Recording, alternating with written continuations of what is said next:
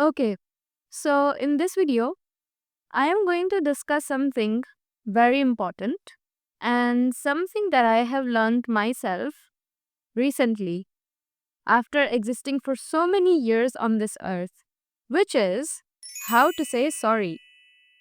Now I know it sounds a little diabolical, like how hard could it be? It's just a sorry, right?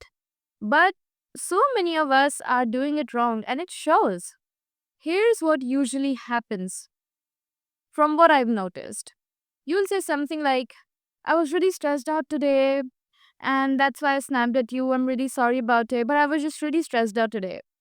Or you will say, I was late because I had so much work and I'm really sorry.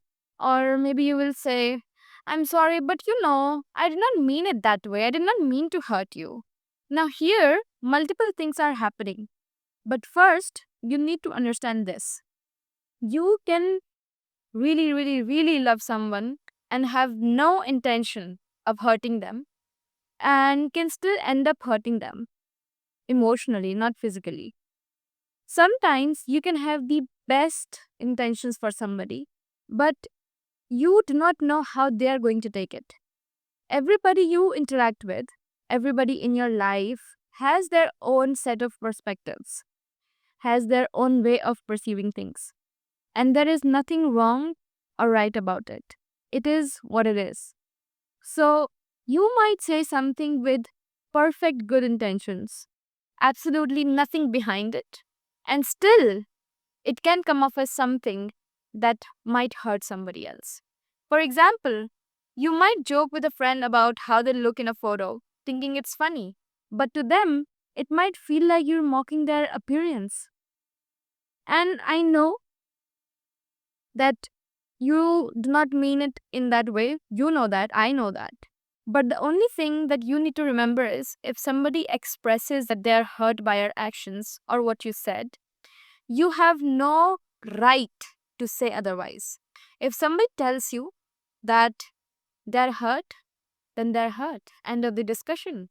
It does not matter.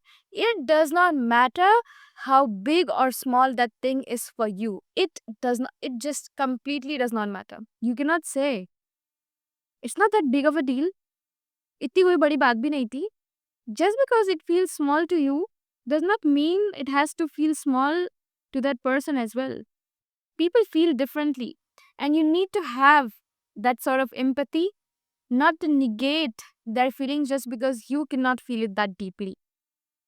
And now here's the actual point, the only right way to apologize. So, the only right way to apologize is by taking accountability for your actions. Your intentions do not count. And I know that sounds ruthless, but they do not. Not in that moment, at least. All you have to do is really just take responsibility and hear the other person out.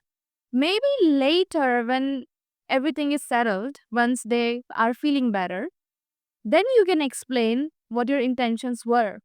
Because at that point, they might actually be in a space to receive it and understand where you were coming from.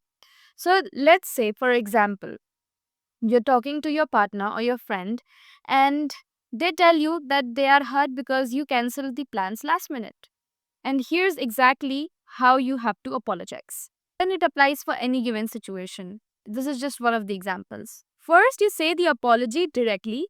I am sorry. I apologize for hurting you by canceling our plans. Second step is you acknowledge what you did that hurt them and be very specific. So it will go like, I am sorry I did not value your time. I understand that it upset you. And third step is tell them how you will not do it again, because a mistake repeated twice becomes a habit. So it will go like, I promise you, I'll communicate better next time and I won't cancel on you like this again. And lastly, tell them how you are going to make it better.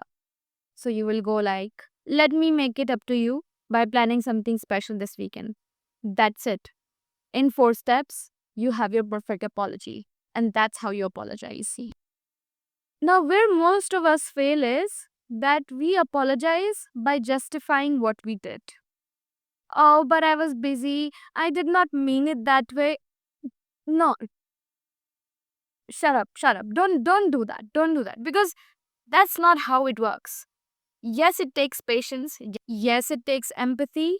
But once you start apologizing like this, you will understand how effective it is. Not only for the other person to actually receive your apology, but also for you, because you'll get to see what they went through, how your actions hurt them, and what you can do to ensure that it doesn't happen again.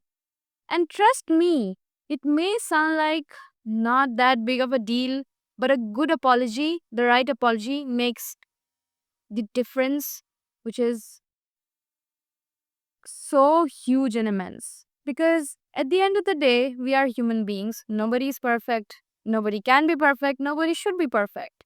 The only thing that we can do, that you and I can do, is accept that we are going to mess up sometimes. Accept that things will go wrong even when you mean well.